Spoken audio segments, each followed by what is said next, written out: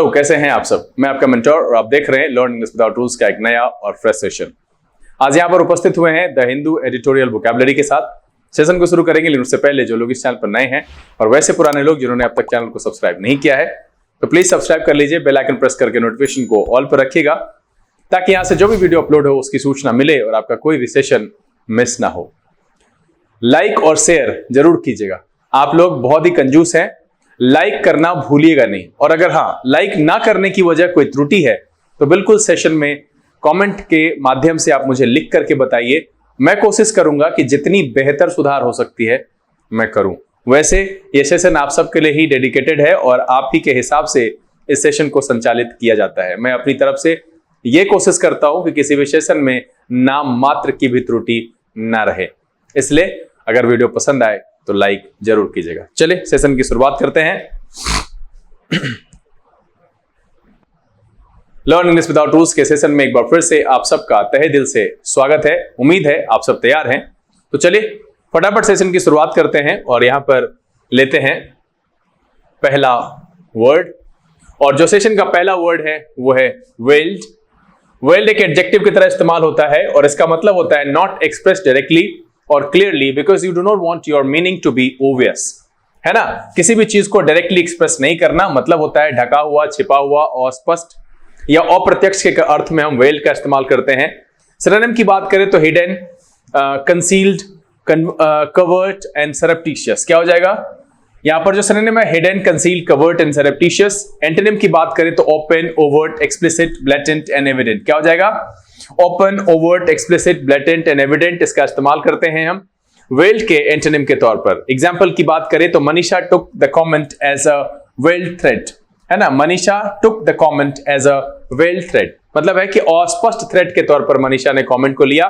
Weld का मतलब है नॉट एक्सप्रेस डायरेक्टली और clearly because you do not want your meaning to be obvious, मतलब है ढका हुआ, छिपा हुआ, अस्पष्ट और प्रत्यक्ष के अर्थ में। सिनोनिम मैंने कहा हिडन, कंसील्ड, कवर्ट और सरप्टिशियस, open, overt, explicit, blatant and evident इसके एंटोनिम के तौर पर हम इस्तेमाल कर सकते हैं। चलिए अगला शब्द लेते हैं, वो है जैब।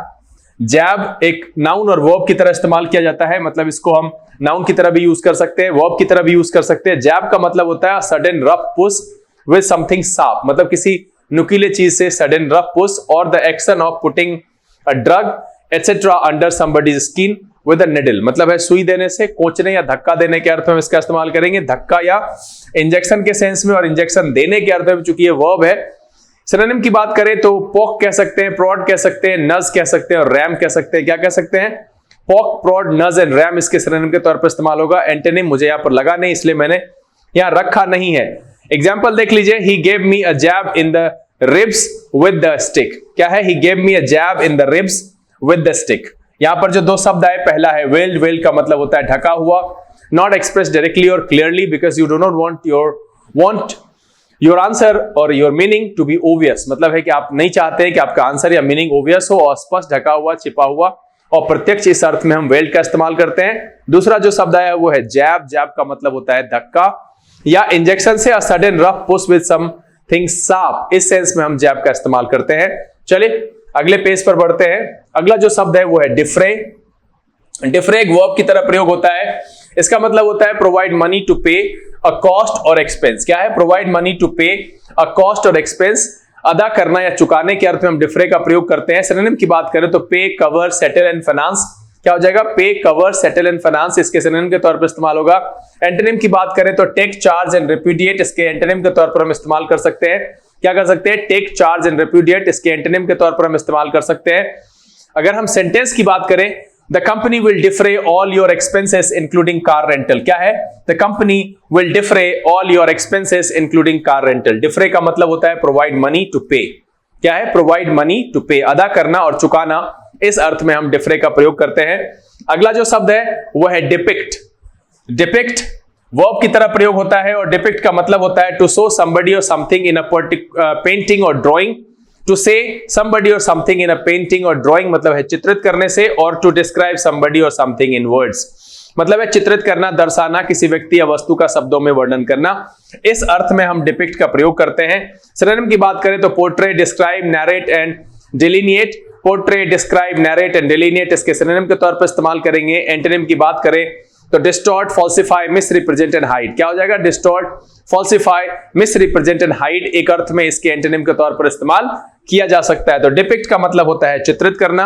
एग्जाम्पल की बात करें तो people were shocked by the advertisement which depicted a woman beating her husband. People were shocked by the advertisement which depicted a woman beating her husband. यहां पर एग्जाम्पल के तौर पर मैंने रखा कि भाई एडवर्टीजमेंट जो है लोगों को शॉक कर दिया। भाई क्यों? उसमें दिखाया गया कि चित्रित किया गया कि एक औरत जो है अपने हस्बैंड को पीट रही है। People were shocked by the advertisement which depicted a woman beating her husband.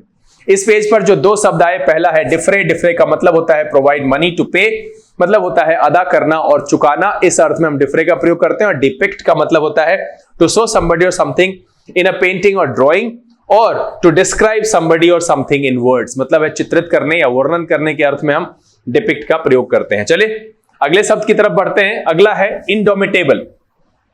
Indomitable adjective की तरफ प्रयोग होता है।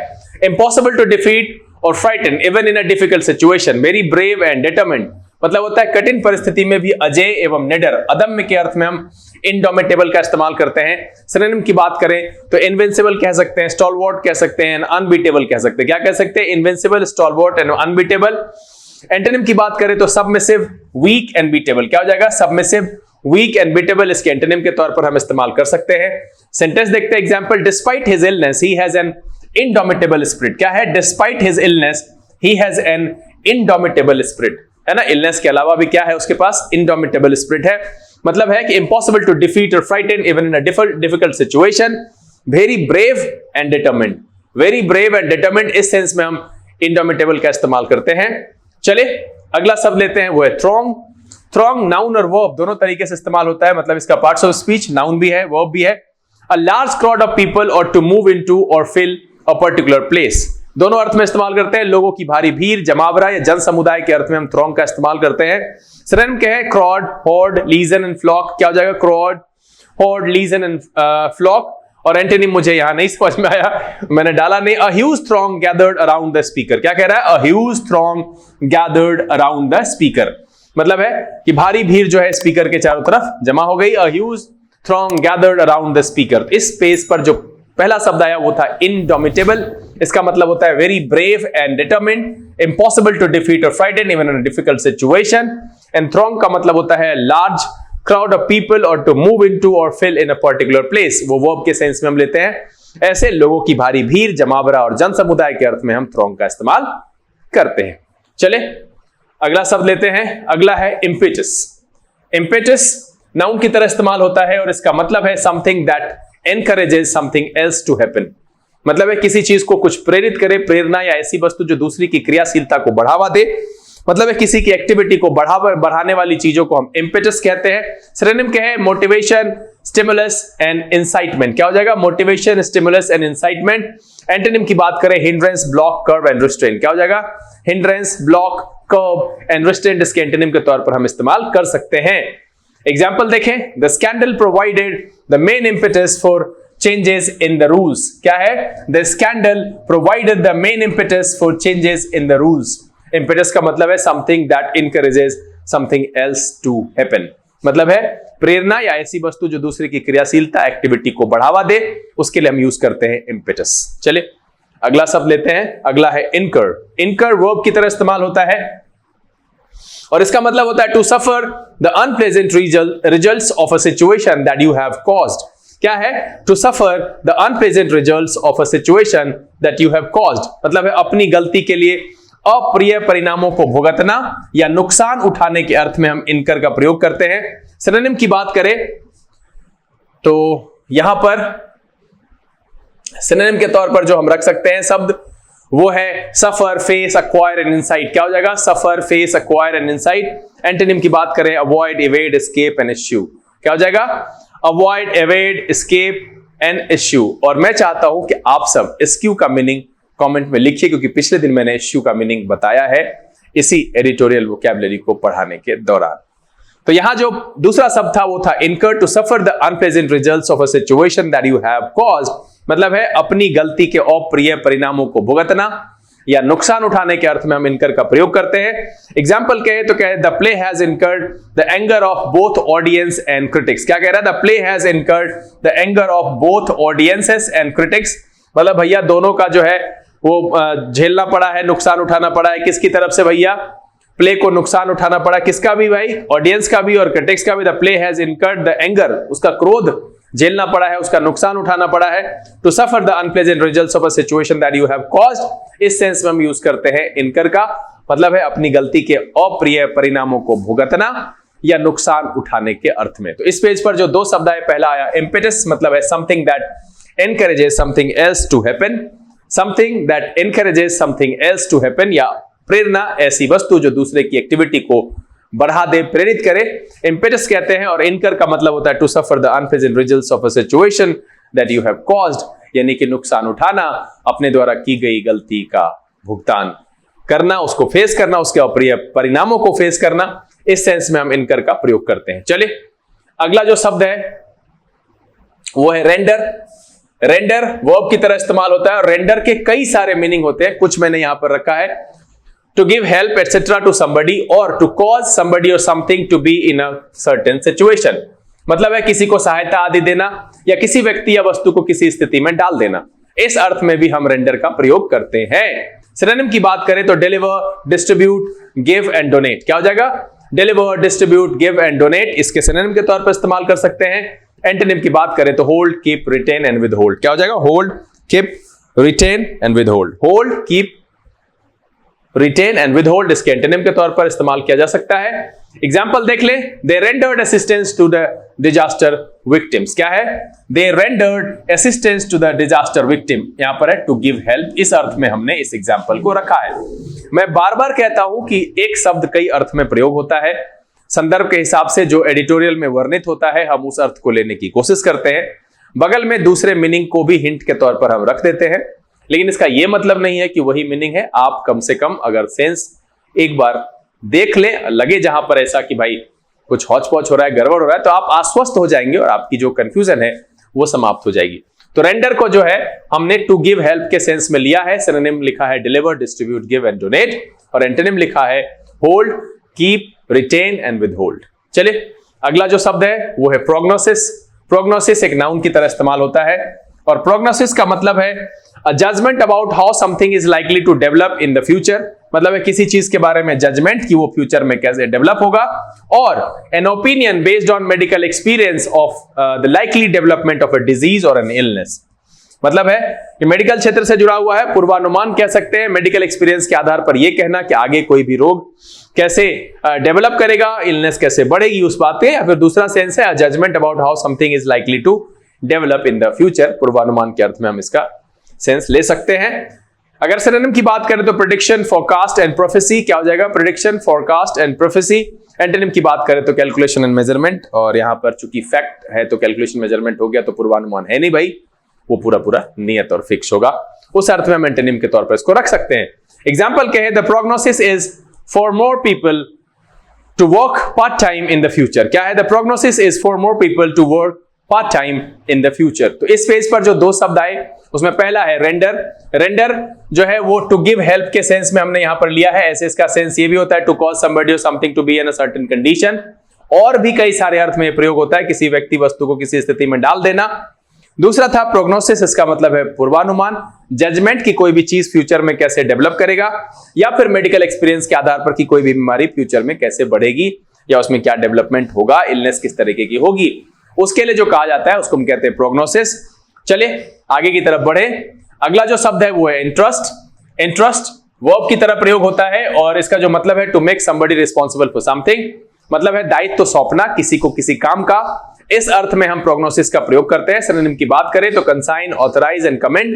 क्या हो जाएगा? कंसाइन, ऑथराइज एंड कमेंड इसके सिनोनिम के तौर पर इस्तेमाल होगा। एंटोनिम की बात करें तो डिनाई, डिप्राइव, डिसुएड एंड एंड। क्या हो जाएगा? डिनाई, डिप्राइव, डिसुएड एंड एंड इसके एंटोनिम के तौर पर इस्तेमाल किया जा सकता है। अब कह रहा है I entrusted Kshama with the arrangements for the party. क्या है? I entrusted Kshama with the arrangements for the party, है ना, उसको मैंने दायित्व सौंपा। To make somebody responsible for something, इस अर्थ में हम इंटरेस्ट का प्रयोग करते हैं। चलिए अगला जो शब्द है वो है फिलिप। फिलिप नाउन और वर्ब दोनों तरीके से प्रयोग होता है और फिलिप का मतलब होता है something that causes a sudden improvement और something which acts as a stimulus और बूस्ट टू एन एक्टिविटी। मतलब है वर्धक और प्रोत्साहन या प्रोत्साहन देने के अर्थ में भी हम फिलिप का इस्तेमाल कर सकते हैं। सिनोनिम की बात करें स्टिमुलस, बूस्ट एंड इंसाइटमेंट, क्या हो जाएगा? Stimulus, boost and incitement. Antonym की बात करें कर्ब, चेक एंड हिंड्रेंस, इसके एंटोनिम के तौर पर हम इस्तेमाल कर सकते हैं। एग्जांपल देख लेते हैं। The news gave the stock market a big fillip. क्या है? The news gave the stock market a big fillip. अब यहां पर जो दो शब्द आए इस पेज पर, पहला है इंटरेस्ट। इंटरेस्ट का मतलब होता है to make somebody responsible for something. क्या है? To make somebody responsible for something, मतलब है दायित्व सौंपने का, किसी को किसी काम का दायित्व। और फिलिप का मतलब है something that causes a sudden improvement और something which acts as a stimulus और बूस्ट टू एन एक्टिविटी, मतलब है वर्धक, प्रोत्साहक, प्रोत्साहन और प्रोत्साहन देने के अर्थ में भी हम फिलिप का इस्तेमाल करते हैं। चलिए अगला जो शब्द है वो है श्रिल। श्रिल एडजेक्टिव की तरह प्रयोग होता है और श्रिल का मतलब है ये साउंड के लिए यूज होता है। हाई एंड अनप्लेजेंट के अर्थ में हम श्रिल का इस्तेमाल करते हैं, तेज और कानफोड़ू आवाज या अप्रिय। सिनोनिम की बात करें sharp, loud, Strident and noisy, क्या हो जाएगा? Sharp, loud, Strident and noisy, इसके सिनोनिम के तौर पर इस्तेमाल करेंगे। एंटोनिम की बात करें तो लो, सॉफ्ट, डलसेट एंड मेलिफ्लुअस, है ना? लो, सॉफ्ट, डलसेट एंड मेलिफ्लुअस, इसके एंटोनिम के तौर पर। मेलिफ्लुअस का मतलब आप लोग खोज करके कमेंट बॉक्स में लिखिएगा जरूर। वैसे आप समझ गए होंगे, जब श्रिल का मतलब है तेज और कानफोड़ू आवाज, तो मेलिफ्लुअस का मतलब क्या हुआ होगा, फिर भी आप कमेंट बॉक्स में लिखिएगा जरूर। एग्जाम्पल देख लेते हैं। One of my students has shrill high pitched voice. क्या है? One of my students has shrill high pitched voice, क्या है? कानफोड़ू और तेज आवाज है उसके पास। One of my students has shrill high pitched voice. चलिए अगला जो शब्द है वो है इंडिजीनस। ये एक एडजेक्टिव की तरह इस्तेमाल होता है और इंडिजीनस का मतलब होता है used about people, animals or plants living or growing in the place where they are from originally. मतलब है कि जो किसी जगह का है, ओरिजिनल जिस जगह का है उस जगह की चीजों के लिए हम कहते हैं, इसको कह सकते हैं देशज, कह सकते हैं देसी, कह सकते हैं स्वदेशी, कह सकते हैं स्थानीय, कह सकते हैं। इंडिजिनस का मतलब होता है स्थानीय, देसी, है ना? सिनोनिम की बात करें तो native, endemic, local and domestic, क्या हो जाएगा? Native, endemic, local and domestic. Antonym की बात करें फॉरेन, एलियन, इंट्रिंसिक और एक्सोटिक, क्या हो जाएगा? Foreign, alien, intrinsic and exotic, इसके एंटोनिम के तौर पर इस्तेमाल होगा। तो इंडिजिनस का मतलब क्या है? स्वदेशी, स्थानीय और देसी। अब एग्जांपल देख लेते हैं। The indigenous population has long suffered exclusion and profound injustice. क्या है? The indigenous population has long suffered exclusion and profound injustice. इस पेज पर जो दो शब्द आए, पहला है श्रिल। श्रिल का ये साउंड के लिए यूज होता है, हाई एंड अनप्लेजेंट, मतलब है तेज और कानफोड़ू आवाज या अप्रिय। अब यहां पर अप्रिय किसी और चीज के लिए नहीं इस्तेमाल करेंगे क्योंकि ये साउंड के लिए यूज होता है। दूसरा है इंडिजीनस, ये किसी लोकल स्थान के जानवर, इंसान और पेड़ पौधे के लिए इस्तेमाल कर सकते हैं। Living or growing in the place where they are from originally, मतलब है स्थानीय, स्वदेशी और देसी के अर्थ में हम क्या इस्तेमाल करते हैं? इंडिजीनस इस्तेमाल करते हैं। चलिए आगे की तरफ बढ़ते हैं। अगला जो है वो है आउटलास्ट। आउटलास्ट वर्ब की तरह इस्तेमाल होता है और आउटलास्ट का मतलब होता है to continue to exist or to do something for a longer time than somebody और समथिंग। मतलब है अन्य की अपेक्षा देर तक बने रहना, जीवित रहना या कोई काम करते रहना, मतलब डटे रहने के अर्थ में। अगर हम सिनोनिम की बात करें तो आउटलिव, सर्वाइव एंड आउटस्टे, क्या हो जाएगा? Outlive, survive and outstay. Antonym की बात करें पेरिस, डेसिस्ट, एंड सकम, क्या हो जाएगा? पेरिस, डेसिस्ट एंड सकम। एंड का मतलब समाप्त, बहुत देर तक नहीं टिका रहा। सकम का मतलब हार मानने से है, हथियार डालने से। डेसिस्ट एंड पेरिस का इस्तेमाल हम इसके एंटोनिम के तौर पर कर सकते हैं। एग्जांपल देखेंगे। She can outlast anyone on the dance floor. क्या कह रहा है? She can outlast anyone in the dance floor. Outlast का मतलब होता है अन्य की अपेक्षा देर तक बने रहना, जीवित रहना या कोई काम करते रहना। मतलब है to continue to exist or to do something for longer time than somebody और समथिंग। चलिए अगला जो शब्द है वो है एंसिलियरी। एंसिलियरी एडजेक्टिव की तरह इस्तेमाल होता है और इसका मतलब होता है providing necessary support to the main work or activities of an organization or in addition to something else but not as important. मतलब है मुख्य गतिविधि में सहायक, गौण या अनुसंगिक, इस अर्थ में भी इस्तेमाल करते हैं। तो मैंने यहां पर मुख्य गतिविधि में सहायक के अर्थ में लिया है। सिनोनिम की बात करें तो ऑक्सिलरी, सेकेंडरी, एडिशनल, क्या हो जाएगा? Auxiliary, secondary and additional. Antonym की बात करें तो necessary, essential, vital and integral. क्या हो जाएगा? Necessary, essential, vital and integral इसके एंटोनिम के तौर पर हम इस्तेमाल कर सकते हैं। एग्जाम्पल दें तो ancillary hospital staff such as cleaners are often badly paid. क्या कह रहा है? Ancillary hospital staff such as cleaners are often badly paid. बात तो सही है भाई। आउटलास्ट का मतलब होता है, या इस पेज पर जो दो आए, पहला आया आउटलास्ट, इसका मतलब होता है to continue to exist or to do something for a longer time than somebody और समथिंग। मतलब है किसी अन्य की अपेक्षा देर तक बने रहना, जीवित रहना, किसी काम को करते रहना। इस अर्थ में हम आउटलास्ट का इस्तेमाल करते हैं। अगला है एंसिलरी, इसका मतलब होता है providing necessary support to the main work or activities of an organization. मतलब है मुख्य गतिविधि में सहायक, एसिस्टेंट के अर्थ में हम इसका प्रयोग करते हैं। चलिए अगले पेज पर बढ़ते हैं, वो है फिक्सेटेड। फिक्सेटेड का भी कई अर्थ में इस्तेमाल होता है। यहां मैंने एडजेक्टिव वाला सेंस लिया। फिक्सेट एक वर्ब है। Always thinking and talking about somebody और something in a way that is not reasonable, और इसका दूसरा अर्थ जो है ऑब्सेस्ड कह सकते हैं। मतलब है किसी चीज के बारे में सोचना या बात करना in a way that is not reasonable. ग्रस्त, नियम विपरीत कह सकते हैं। अब इसका भी एक अर्थ में इस्तेमाल होता है। ग्रस्त और नियम विपरीत के अर्थ में कह सकते हैं भैया जो नियम विपरीत है, आप किसी चीज के बारे में ऑब्सेस्ड होकर के बात करें तो भैया ऐसा नियम तो है नहीं। सिनोनिम की बात करें तो ऑब्सेस्ड कह सकते हैं, एनग्रॉस्ड कह सकते हैं, बिविच्ड कह सकते हैं। क्या कह सकते हैं? Obsessed, engrossed and bewitched. Antonym की बात करें तो अनइंटरेस्टेड क्या हो जाएगा? Detached and unconcerned. क्या हो जाएगा? Uninterested, detached and unconcerned. इस अर्थ में हम एंटोनिम को रख सकते हैं फिक्सेटेड के। अगर हम एग्जांपल कहें, she is fixated on things that remind her of her childhood. यहां है ना हर, यहां सी लिखा, उधर चेंज नहीं हुआ। She is fixated on things that remind her of her childhood. She is fixated on things that remind her of her childhood. मतलब है कि भैया वो हमेशा इस तरीके से बचपन के बारे में ऑब्सेस्ड होकर के जो याद दिलाती है, वो she is fixated on things that remind her of her childhood. Fixated का मतलब क्या है? कि always thinking and talking about somebody और something in a way that is not reasonable, यानी ऑब्सेस्ड के अर्थ में इस्तेमाल करते हैं। चलिए अगला जो शब्द है वो है एंग्विश।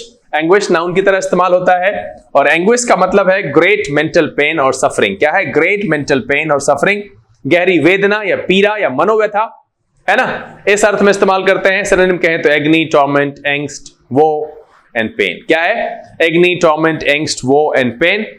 एंटोनिम कहें comfort, relief, solace, ease and peace. क्या है? Comfort, relief, solace, ease and peace इसके एंटोनिम के तौर पर हम इस्तेमाल कर सकते हैं। एग्जांपल देख लेते हैं। His anguish at the outcome of the court case was very clear. क्या है? His anguish at the outcome of the court case was very clear. इस पेज पर जो दो शब्द आए, फिक्सेटेड का मतलब है always thinking and talking about somebody और something in a way that is not reasonable, यानी ऑब्सेस्ड के अर्थ में हम फिक्सेटेड का इस्तेमाल करते हैं।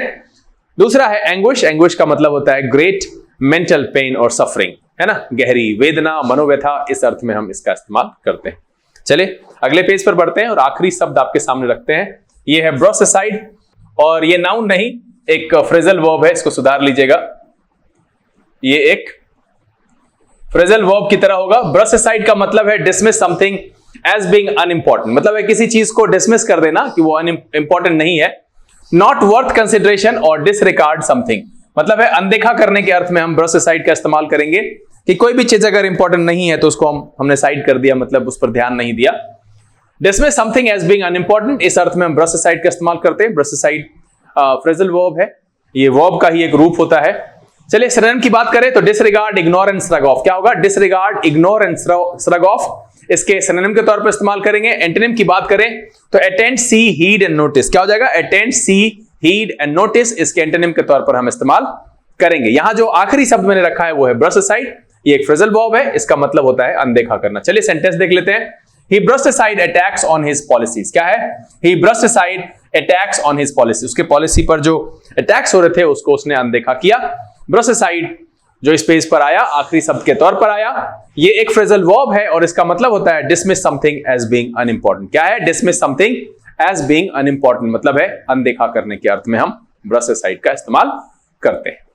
उम्मीद तो यह है कि आज के सेशन में जो 19 शब्द आपके सामने रखे गए सबके सब नए थे और आपको इसे पढ़कर बहुत आनंद आया, बहुत कुछ सीखने के लिए मिला और ये वीडियो आपको पसंद आया। अगर ये वीडियो अच्छा लगा आप इसे लाइक कर दीजिए।